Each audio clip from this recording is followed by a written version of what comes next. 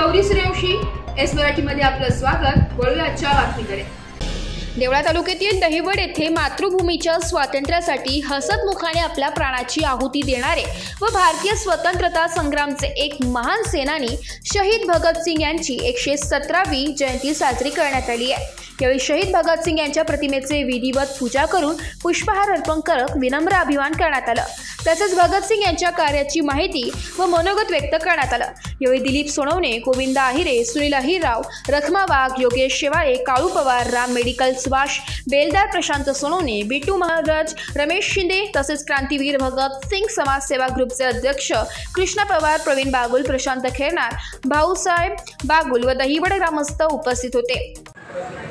काय केलं पाहिजे तर मामाने असं सुचवलं की एक करा पण एक क्रांतीसारखं करा काहीतरी असं आणि नाव काय द्यायचं तर मामांनी सुचवलं क्रांती भगतसिंग, शहीद भगतसिंग असं नाव द्या। आम्हाला खूप आठवण लागलं। तेव्हापासून आम्ही मंडळाचं काम समाजसेवा आहे ती करत आहोत।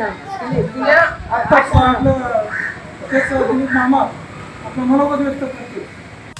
एस मराठी न्यूज साठी प्रतिनिधी दादाजी हिरे, देवळा।